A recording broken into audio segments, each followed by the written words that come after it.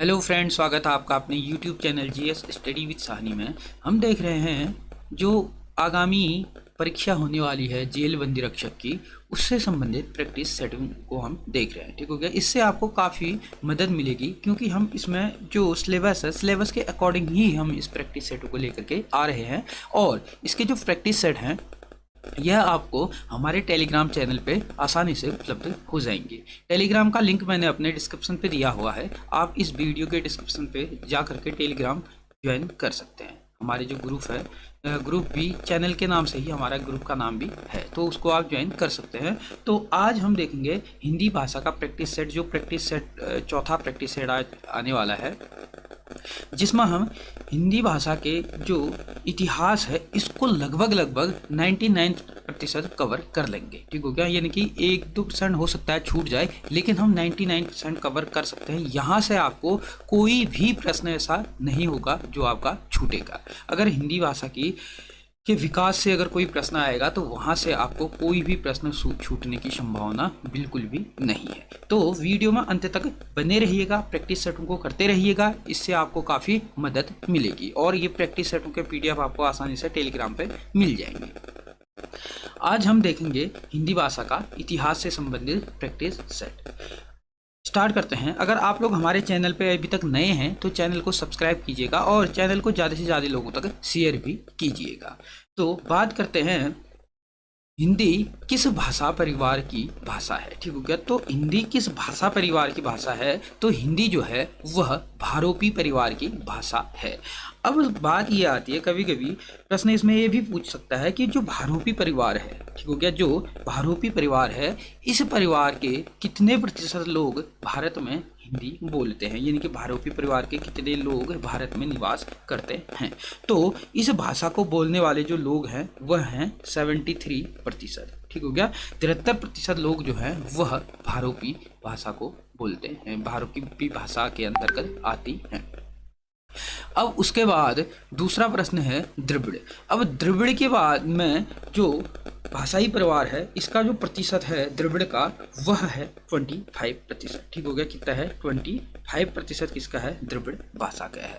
अगर हम बात करें ऑस्ट्रिक भाषा की, तो ऑस्ट्रिक भाषा की है 1.3% है ऑस्ट्रिक भाषा की।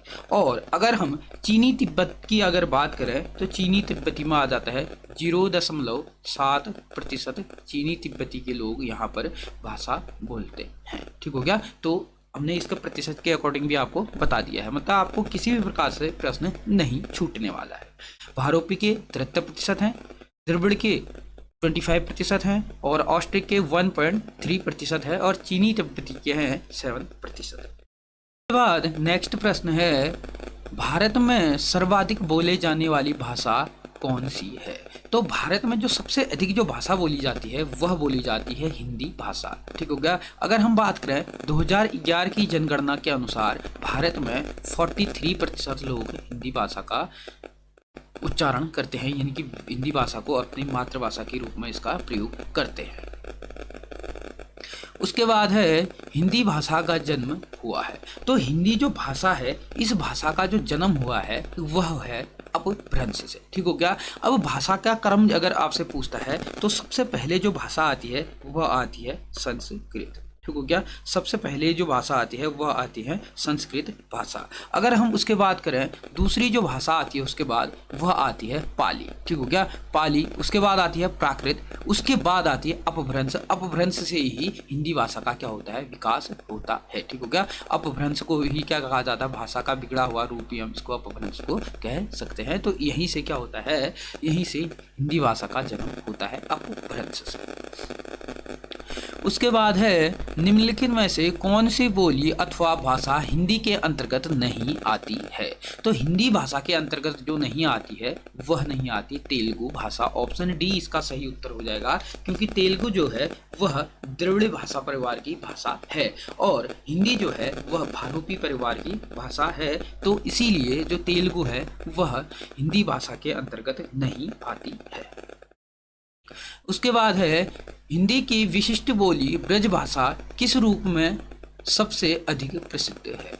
तो जो ब्रज भाषा है ब्रिज भाषा है यह सबसे अधिक जो प्रसिद्ध है वह है काव्य भाषा के रूप में। आप लोगों ने देखा होगा अधिकतर जो काव्य रचनाएं हुई हैं वह ब्रिज भाषा में ही हुई है। तो इसीलिए जो ब्रज भाषा है वह सर्वाधिक काव्य भाषा के रूप में क्या हुआ है, इसका प्रयोग किया गया है। उसके बाद है भारतवर्ष में हिंदी को आप किस वर्ग में रखते हैं? तो भारतवर्ष में जो हिंदी है, हिंदी को रखा जाता है किस वर्ग में? यह राजभाषा के वर्ग में इसको रखा जाता है। तो हिंदी भारत में क्या है, राजभाषा है, ना कि राष्ट्रभाषा। ठीक हो गया, क्योंकि यहाँ पर क्या है कि अनेकों भाषा के लोग रहते हैं, जिस कारण से यह हिंदी जो है वह राष्ट्रभाषा नहीं बन पाई। ठीक हो गया, इसीलिए यह किस भाषा के रूप में इसका प्रयोग वर्ग में रखी गई है? राजभाषा के वर्ग में रखी गई है। अब उसके बाद आता है ढूढ़ाड़ी बोली है। तो ढूढ़ाड़ी जो बोली है वह है राजस्थानी बोली। ठीक हो गया, इनकी जो ढूढ़ाड़ी है वह है पूर्वी राजस्थानी बोली है। क्या? ढूढ़ाड़ी बोली। उसके बाद है ब्रजबुली नाम से जाना जाता है। तो ब्रजबुली के नाम से जो जाना जाता है वह जाना जाता है पुरानी बंगला भाषा को। ठीक हो गया, पुरानी बंगला भाषा को किस नाम से भी जाना जाता है? ब्रजबुली। ठीक हो गया, यानी कि ब्रिज भाषा का ही ये क्या हुआ था, यह अलग हुआ था। तो पुरानी बंगला को ब्रजबुली भी कहा जाता है। उसके बाद है निम्नलिखित में से कौन सी भाषा देवनागरी लिपि में लिखी जाती है? तो जो देवनागरी लिपि में जो भाषा लिखी जाती है वह भाषा है मराठी। ऑप्शन सी इसका सही उत्तर हो जाएगा। मराठी भाषा को किस लिपि में लिखा जाता है? मराठी भाषा को देवनागरी लिपि में लिखा जाता है। इसमें कुछ प्रश्न प्रीवियस ईयर के भी रहेंगे, क्योंकि जो इंपॉर्टेंट प्रश्न होते हैं हमने सभी प्रश्नों को इसमें इंक्लूड किया हुआ है, जिससे आपका कहीं से भी अगर हिंदी भाषा के विकास से अगर कोई भी प्रश्न आता है तो कहीं से भी छूटने की संभावना इसमें नहीं रहेगी। उसके बाद है निम्नलिखित में कौन सी भाषा संस्कृत भाषा की अपभ्रंश है? तो संस्कृत भाषा की अपभ्रंश कौन सी है? तो संस्कृत भाषा की जो अपभ्रंश है वह है अवधी। ठीक हो गया, ऑप्शन सी इसका सही उत्तर हो जाएगा। अवधी जो भाषा है वह संस्कृत भाषा का क्या है? अपभ्रंश है। और अपभ्रंश के बारे में मैंने अभी आपको बताया था, यह क्या है? भाषा का इसे बिगड़ा हुआ रूप भी हम कह सकते हैं। ठीक हो गया, अपभ्रंश के बाद आता है अवहट। अवहट क्या है कि अपभ्रंश का भी अपभ्रंश अवहट को कहा जाता है। ठीक हो गया, उसके बाद है अधिकतर भारतीय भाषाओं का विकास किस लिपि में हुआ है? तो अधिकतर जो भारतीय भाषा है इसका जो लिपि में जो विकास हुआ है वह अधिकतर हुआ है ब्राह्मी लिपि में। ठीक हो गया, ऑप्शन डी इसका सही उत्तर हो जाएगा। अधिकतर भारतीय भाषाओं का विकास हुआ है ब्राह्मी लिपि में। उसके बाद है हिंदी भाषा किस लिपि में लिखी जाती है? तो आप सभी को पता है हिंदी जो भाषा है वह लिखी जाती है किस में? देवनागरी लिपि में हिंदी भाषा लिखी जाती है। उसी प्रकार से जैसे गुरुमुखी है, इस भाषा में पंजाबी लिखी जाती है। उसके बाद है वर्तमान हिंदी का प्रचलित रूप है। तो वर्तमान में जो हिंदी है, इस हिंदी का जो प्रचलित जो रूप है वह है खड़ी बोली। ऑप्शन सी इसका सही उत्तर हो जाएगा। कभी कभी पूछता है कि जो खड़ी बोली है वह कौन सी भाषा के उपभाषा के अंतर्गत आती है? तो यह आती है पश्चिमी हिंदी के अंतर्गत आती है, और इसी खड़ी बोली को कौर की बोली भी कहा जाता है। उसके बाद है हिंदी भाषा की बोलियों के वर्गीकरण के आधार पर छत्तीसगढ़ी बोली है। ठीक हो गया, तो हिंदी भाषा का अगर वर्गीकरण हम करें तो वर्गीकरण के आधार पर जो छत्तीसगढ़ी जो भाषा है यह छत्तीसगढ़ी भाषा आती है किसके अंतर्गत? पूर्वी हिंदी के अंतर्गत यह आती है। ऑप्शन ए इसका सही उत्तर हो जाता है। अगर हम इसमें अन्य को अगर देखें जैसे पश्चिमी हिंदी है, ठीक हो गया, तो पश्चिमी हिंदी के अंतर्गत जो भाषा आती है वह आती है क्या? खड़ी बोली। मैंने आपको अभी बताया। ठीक हो गया, खड़ी बोली जिसको कौर की बोली भी कहा जाता है। उसके बाद अगर हम इसमें देखें तो ब्रज भाषा इसमें आती है, बुंदेली इसमें आती है, और कन्नौजी इसमें आती है किसमें? पश्चिमी हिंदी के अंतर्गत। अब पहाड़ी अगर हम हिंदी देखें तो पहाड़ी हिंदी के अंदर कुमाऊनी और गढ़वाली भाषाएं आती हैं। ठीक हो गया, पहाड़ी भाषा के अंतर्गत। अगर हम राजस्थानी हिंदी की अगर बात करें तो राजस्थानी के अंतर्गत जो आती हैं वह आती हैं मारवाड़ी, मेवाती, मालवी और ठुठोही बोली इसके अंतर्गत आती है। किसके अंतर्गत? राजस्थानी हिंदी के अंतर्गत। उसके बाद है निम्नलिखित में कौन सी पश्चिमी हिंदी की बोली नहीं है। तो पश्चिमी हिंदी की बोली मैंने आप लोगों को अभी बताया था, खड़ी बोली, ब्रजभाषा, बुंदेली और कन्नौजी भाषा मैंने आप लोगों को बोला था। तो इसके अंतर्गत पश्चिमी हिंदी के अंतर्गत जो भाषा नहीं आती है वह है बघेली। ऑप्शन डी इसका सही उत्तर हो जाएगा। बघेली भाषा पश्चिमी हिंदी के अंतर्गत नहीं आती है। तो बघेली भाषा जो आती है वह आती है किसके अंतर्गत? पूर्वी, ठीक हो गया, आती है यह पूर्वी हिंदी के अंतर्गत आती है। कौन सी भाषा? बघेली भाषा। समझ गए होंगे। उसके बाद अगर हम बात करें कि संविधान से संबंधित अगर हिंदी भाषा के लिए अगर बात करें तो भारतीय संविधान में किस अनुच्छेद में राजभाषा के संबंध में प्रावधान का उल्लेख किया गया है? ठीक हो गया। तो हिंदी का उल्लेख जो हमारे संविधान में किया गया है वह किया गया है अनुच्छेद 343 से लेकर के अनुच्छेद 351 तक का इस भाषा का क्या किया गया है? उल्लेख किया गया है। तो इसका जो सही उत्तर हो जाएगा वह हो जाएगा ऑप्शन ए। ठीक हो गया, ऑप्शन ए क्या हो जाएगा? इसका सही उत्तर हो जाएगा। अगर हम बात करें कि किस अनुसूची के अंतर्गत यह आता है, तो जो हिंदी भाषा है वह अनुसूची 8 के अंतर्गत आता है। ठीक हो गया। मैंने ये जब अनुसूचियां में पढ़ा रहा था उसमें मैंने पूरा का पूरा इसे बताया हुआ है। और अगर हम करें कि हिंदी जो है वह हमारे संविधान में कितने भाग में है, अनुच्छेद 343 से लेकर 351 तक तो हमने बताया। ठीक हो गया। तो अगर हम इसकी भाग की अगर बात करें तो भाग इसका कौन सा है? 17 है। ठीक हो गया। 17 भाग में क्या है? हिंदी भाषा के बारे में वर्णन किया गया है हमारे संविधान में। अब मैंने बता दिया अनुसूची 8 में इसका वर्णन किया गया है। और पूर्व में जब हमारा संविधान बना था उस टाइम पे इसमें जो भाषाएं थे वह भाषाएं रखी गई थी कितनी? 14। ठीक हो गया। 14 भाषाएं में इसमें रखी गई थी। लेकिन वर्तमान में अगर इसमें भाषा की अगर हम बात करें तो वर्तमान में इसमें कितनी भाषाएं हैं? वर्तमान में इसमें 22 भाषाएं रखी गई। ठीक हो गया, ये आप समझ गए होंगे। और उसके बाद अगर हम बात करें इन 14 के बाद जो भाषाएं अन्य रखी गई, एक भाषा जो है कौन सी भाषा? सिंधी भाषा। सिंधी भाषा को 21वां संविधान संशोधन 1967 में क्या किया गया? इसमें जोड़ा गया। ठीक हो गया। 1967 में इसको क्या किया गया था? जोड़ा गया था। कौन सी? सिंधी भाषा को 21वें संविधान संशोधन में। तो हो गए कितने? 15। उसके बाद 71वां संविधान संशोधन 71वां संविधान संशोधन हुआ था 1992 में। ठीक हो गया। 71वां संविधान संशोधन 1992 में कितनी भाषाएं जोड़ी गई? 3 भाषा में जोड़ी गई। इसके लिए हम एक सूत्र भी मैंने बताया, याद करने के लिए एक ट्रिक भी मैंने इसमें बताया था, न, म और को। ठीक हो गया। नमक मैंने बताया था। तो नौ का मतलब हो जाएगा नेपाली, मौ का मतलब हो जाएगा मणिपुरी, कौ का मतलब हो जाएगा कोंकणी, यानी कि नेपाली, मणिपुरी और कोंकणी भाषा इसमें जोड़ी गई थी। किसमें? 71वां संविधान संशोधन 1992 में। उसके बाद एक संविधान संशोधन और होता है। कौन सा संविधान संशोधन? संशोधन होता है 92वां संविधान संशोधन 2003 में। ठीक हो गया। 92वां संविधान संशोधन होता है 2003 में। इसमें जोड़ी जाती हैं कितनी भाषाएं? 4 भाषाएं जोड़ी जाती है। कौन सी? मैथिली, डोगरी, संथाली और वोडो भाषा इसमें जोड़ी जाती है। ठीक हो गया। मतलब आपको भाषा से संबंधित अगर संविधान के संबंधित या संविधान में से या भाषा के लिए अगर कोई भी प्रश्न अगर पूछा जाता है तो यहाँ से आपका कोई भी प्रश्न छूटने वाला नहीं है। ठीक हो गया। जो अन्य भाषाएं जोड़ी गई थी इसमें 8, वो भी मैंने आप लोगों को बता दिया गया था। 4 भाषाएं जो जोड़ी गई थी वह जोड़ी गई थी 92वें संविधान संशोधन, 3 भाषाएं जोड़ी गई थी 71वां संविधान संशोधन और 21वें संविधान संशोधन में 1 भाषा जोड़ी गई थी। और वर्तमान में जो भाषाएं हमारे संविधान में वर्णित हैं वह कितनी हैं? 22 भाषाएं वर्णित है, जो हमारे संविधान के अनुच्छेद 343 से लेकर के 351 तक भाग 7 में इसका वर्णन किया गया है। ठीक हो गया। तो यहां से आपका कोई भी प्रश्न छूटने वाला अब नहीं है। उसके बाद है दक्षिणी भारतीय हिंदी प्रचार सभा का मुख्यालय कहाँ पर स्थित है? ठीक हो गया। तो जो दक्षिणी भाषा हिंदी प्रचारक जो सभा है, इस सभा का जो मुख्यालय है वह कहाँ पर है? वह है चेन्नई में। ऑप्शन सी इसका सही उत्तर हो जाता है। चेन्नई में क्या है? दक्षिणी भारतीय हिंदी प्रचारक सभा का मुख्यालय है।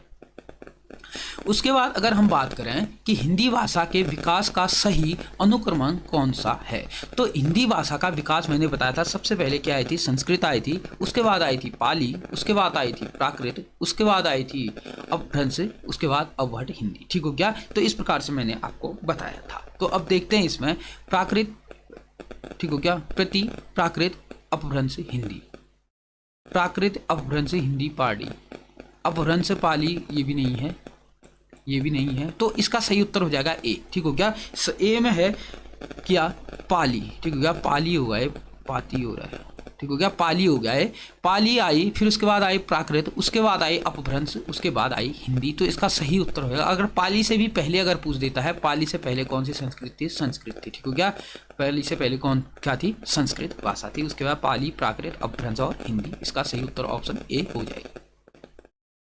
उसके बाद है संविधान के अनुच्छेद 351, अनुच्छेद 351 में किस विषय का वर्णन किया गया है, यानी हिंदी भाषा के लिए किस विषय का इसमें वर्णन किया गया है अनुच्छेद 351 में। तो 351 में जो वर्णन इसका किया गया है वह किया गया है हिंदी भाषा के विकास के निर्देशों के बारे में इसमें कहा गया है। इसका विकास से संबंधित जो निर्देश हैं वह सारे किसमें हैं, अनुच्छेद 351 में वर्णित है, तो इसका सही उत्तर हो जाएगा ऑप्शन डी। उसके बाद है ब्रज भाषा है, तो ब्रज भाषा मैंने अभी थोड़ी देर पहले आपको बताया था कि जो ब्रज भाषा है वह है पश्चिमी हिंदी। ठीक है क्या, पश्चिमी हिंदी के अंतर्गत आती है ब्रज भाषा, और मैंने अन्य का भी आपको बताया है अगर आप वीडियो पूरी देख रहे हैं तो। उसके बाद है मगही किस उपभाषा की बोली है। ठीक हो गया, तो जो मगही है बिहारी भाषा की क्या है, उपबोली है क्या, मगही। और अगर हम बिहारी भाषा की अगर अन्य भाषाओं की अगर बात करें तो इसके अलावा इसमें कौन सी भाषा, भोजपुरी, और इसके अलावा एक और भाषा आती है इसमें मैथिली। हो गया, यानी कि भोजपुरी और मैथिली भाषा इसमें आती है किसमें, बिहारी भाषा के अंतर्गत। और राजस्थानी में मैंने आपको बता ही दिया है, मारवाड़ी, मेवाती, मालवी और ठुठोई आती है। और पश्चिमी हिंदी के अंतर्गत मैंने बोला था कौरकी, यानी कि कौरकी को ही हम क्या कहते हैं, खड़ी बोली कहते हैं। और ब्रज भाषा, बुंदेली और कन्नौजी भाषा इसके अंतर्गत आती है। और पश्चिमी हिंदी की मैंने आपको बता दिया। और अगर पूर्वी हिंदी की अगर हम बात करें तो इसमें अवधी, बघेली और छत्तीसगढ़ी भाषा आती है। उसके बाद है हिंदी खड़ी बोली किस अपभ्रंश से विकसित हुई है। तो जो हिंदी खड़ी बोली है यह विकसित हुई है किससे, शेर सैनी से। ऑप्शन डी इसका सही उत्तर हो जाएगा। शेर सैनी भाषा से क्या हुआ है, हिंदी खड़ी बोली का क्या हुआ है, विकास हुआ है। अगर हम अन्य अपभ्रंशों को अगर देखें तो अन्य जैसे शेर सैनी है, शेर सैनी से ही किसने पश्चिमी हिंदी, राजस्थानी और गुजराती इसी भाषा के क्या है, इसी भाषा से, इसी अपभ्रंश से क्या हुआ है, इनका विकास हुआ है शेर सैनी से। किस किस का, पश्चिमी हिंदी, राजस्थानी और गुजराती का। अगर हम मगधी की बात करें तो मगधी से अपभ्रंश से जो भाषाओं का विकास हुआ है वह हुआ है बिहारी, उड़िया, बांग्ला और असमिया का क्या हुआ है, इस मगधी से विकास हुआ है। ठीक हो गया, मगधी अपभ्रंश से विकास हुआ है। अगर हम अर्धमागधी की अगर बात करें तो पूर्वी हिंदी का विकास अर्धमागधी से हुआ है। ठीक हो गया, पूर्वी हिंदी का विकास अर्धमागधी से हुआ है। अगर हम ब्राचड़ की बात करें तो ब्राचड़ में जो पंजाबी है, सिंधी है, ये अपभ्रंश इसमें आते हैं किसमें, ब्राचड़। ठीक हो गया, समझ गए होंगे। मगही में आते हैं बिहारी, उड़िया, बांग्ला, असमिया। और उसके बाद शेर सैनी में आते हैं पश्चिमी हिंदी, राजस्थानी और गुजराती। अगर हम अर्धमागधी की बात करें तो इसमें आता है पूर्वी हिंदी। और अगर हम ब्राचड़ की बात करें तो ब्राचड़ में आते हैं पंजाबी और सिंधी। उसके अलावा भी अन्य अपभ्रंश हैं, जैसे खस है, खस में क्या आती है, पहाड़ी में जो हमारी कौन सी भाषाएं हैं, गढ़वाली और कुमाऊनी आती हैं, खस से आती हैं। तो महाराष्ट्रीय अपभ्रंश से आती है मराठी भाषा। ये आप समझ गए होंगे। अगर इससे अन्य से भी अगर प्रश्न पूछता है तो छूटने की कोई भी इसमें संभावना नहीं है। नेक्स्ट प्रश्न है, भाषा के आधार पर भारतीय राज्यों की पुनः संरचना की गई थी। तो भाषाई आधार पर जो पुनर्राज्य पुनर्गठन आयोग बना था, अधिनियम बना था, इस अधिनियम के तहत जो राज्यों का पुनर्गठन हुआ था वह हुआ था 1956। ठीक हो गया, 1956 अधिनियम के तहत। ठीक हो गया, तो ऑप्शन डी इसका सही उत्तर हो जाएगा। उसके बाद है भाषाई आधार पर सर्वप्रथम किस राज्य का गठन हुआ था? सभी को पता है आंध्र प्रदेश का गठन क्या हुआ था, भाषाई आधार पर सबसे पहले हुआ था। उसके बाद है बघेली बोली का संबंध किस उपभाषा से है? तो अभी मैंने आपको सारी की सारी उपभाषाएं भी पढ़ा दी हैं, यानी कि उपभाषाओं के बारे में बता दिया है। तो जो बघेली है, जो क्या है, बघेली जो बोली है, इस बोली का संबंध जो उपभाषा से है वह है पूर्वी हिंदी। ऑप्शन ए इसका सही उत्तर हो जाएगा। उसके बाद है किस तिथि को हिंदी को राजभाषा का दर्जा मिला था, इनकी राजभाषा बनाने का निर्णय लिया गया था? तो राजभाषा बनाने का जो निर्णय लिया गया था वह निर्णय लिया गया था 15 अगस्त 1947 को। अगर हम इसके अलावा बात करें कि निर्णय तो लिया गया था 15 अगस्त 1947 को, और इसको राजभाषा का दर्जा जो प्राप्त हुआ था वह हुआ था 14 सितंबर 1949 में। ठीक हो गया? अगर इससे भी अगर प्रश्न पूछता है तो भी आपका छूटना नहीं है। ठीक हो गया? इसीलिए 14 सितंबर को हिंदी दिवस मनाया जाता है। उसके बाद नेक्स्ट प्रश्न है, वर्ष 1955 ईस्वी में गठित प्रथम राजभाषा आयोग के अध्यक्ष थे? तो प्रथम राजभाषा जो आयोग बना था 1955 में, उसके जो अध्यक्ष थे वह थे वीजी खरे। ऑप्शन ए इसका सही उत्तर हो जाएगा। राजभाषा आयोग से भी आपके प्रश्न नहीं छूटेंगे। उसके बाद है भारतीय संविधान के अनुसूची 8 यानी कि 8वीं जो अनुसूची है में शामिल भाषाओं की संख्या है, तो मैंने अभी आपको इसमें डिटेल से बता दिया है। तो अभी वर्तमान में कितनी भाषाएं हैं? इसमें 22 भाषाएं हैं। और जब संविधान गठित हुआ था उस टाइम पे इसमें कितनी भाषाएं थे? उस टाइम पे इस पे थी कितनी? 14 भाषाएं। उसके बाद नेक्स्ट प्रश्न है, हिंदी की आदि जननी है। अब कह रहा है कि आदि जननी यानी कि हिंदी की जो सबसे पहली जननी जहां से भाषा का विकास हुआ है, तो हिंदी की आदि जननी हम कह सकते हैं क्या? संस्कृत भाषा को। ऑप्शन ए इसका सही उत्तर हो जाएगा। उसके बाद हम बात करें तो कि निम्नलिखित में से कौन भारोपी परिवार की भाषा नहीं है? नहीं, ये कह रहा भारोपी परिवार की जो भाषा है मराठी आती है, गुजराती भी आती है, हिंदी तो आती ही आती है। तो इसका सही उत्तर हो जाएगा ऑप्शन सी। और ऑप्शन सी में जो मलयालम भाषा है यह आती है, द्रविड़ भाषाई परिवार की भाषा है। उसके बाद है हिंदी दिवस किस दिन मनाया जाता है? अभी मैंने आपको बता दिया है कि 14 सितंबर को हिंदी दिवस मनाया जाता है। 14 सितंबर 1949 में क्या था कि हिंदी को राजभाषा का दर्जा प्राप्त हुआ था, इसलिए इसी दिन को क्या माना जाता है? हिंदी दिवस के रूप में मनाया जाता है 14 सितंबर। ऑप्शन बी इसका सही उत्तर हो जाएगा। उसके बाद नेक्स्ट प्रश्न है कि विकास की दृष्टि से प्राकृतिक की पूर्वकालिक भाषा की अवस्था है, पूर्वकालिक अवस्था का नाम है। तो अब पूर्वकालिक कह रहा है यानी कि प्राकृतिक भाषा से पहले कौन सी भाषा थी? तो इससे पहले थी कौन सी? पाली भाषा। प्राकृत से पहले पाली भाषा थी। इसी भाषा में गौतम बुद्ध ने अपने क्या दिए हैं? उपदेश दिए हैं। और हम प्राकृत भाषा की अगर बात करें तो महावीर स्वामी के द्वारा किसमें? इसी प्राकृत भाषा में क्या दिए हैं? अपने उपदेश दिए हैं।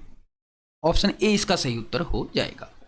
उसके बाद है अर्धमागधी अपभ्रंश से विकसित बोली है। तो अर्धमागधी अपभ्रंश से जो विकसित बोली है वह है आपकी, ऑप्शन इसका सही उत्तर हो जाएगा ऑप्शन बी। ठीक हो गया? ऑप्शन बी, बघेली जो भाषा है वह अर्धमागधी अपभ्रंश से विकसित हुई है। अन्य को मैंने डिटेल से बता दिया। अगर प्रत्येक में हम ऐसे डिटेल से बताते रहेंगे उसी चीज को बार बार, तो वीडियो लंबी हो जाएगी। उसके बाद है देवनागरी लिपि का सही विकास क्रम बताइए। अब प्रश्न कभी कभी पूछता है कि हिंदी भाषा का सही विकास क्रम। हिंदी भाषा में हमने बता दिया था संस्कृत आई, उसके बाद पाली आई, प्राकृत आई, अपभ्रंश आई, अवहट्ट हुआ, फिर उसके बाद क्या हो गया? हिंदी भाषा का क्या हुआ? विकास हुआ। उसी प्रकार से अगर लिपि की अगर बात करें तो सबसे पहले जो आती है वह आती है कौन सी? ब्राह्मी लिपि। उसके बाद आती है गुप्त लिपि, उसके बाद नागरी लिपि, और नागरी लिपि से ही विकास होता है देवनागरी लिपि का। तो ऑप्शन सी इसका सही उत्तर हो जाएगा। तो लिपि का अगर विकास क्रम पूछता है तो आप कभी नहीं बोलेंगे सबसे पहले ब्राह्मी, उससे विकास होता है गुप्त लिपि का, गुप्त लिपि से विकास होता है नागरी लिपि का, नागरी लिपि से विकास होता है देवनागरी लिपि का।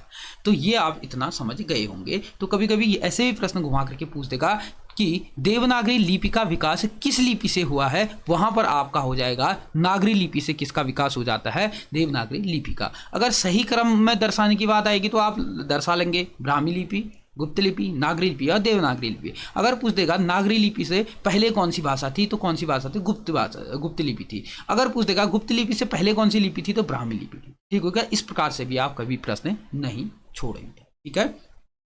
तो आज हमने प्रैक्टिस सेट जो देखा था वह देखा हिंदी भाषा का जो विकास हुआ है। ठीक हो गया? उसके बारे में हमने प्रॉपर इसमें डिस्कस की है। यहां से आपका कोई भी प्रश्न छूटना संभव ही नहीं है। तो आपको अगर वीडियो अच्छी लगी तो इसे ज़्यादा से ज़्यादा लोगों तक शेयर कीजिएगा और चैनल को सब्सक्राइब जरूर कीजिएगा। धन्यवाद।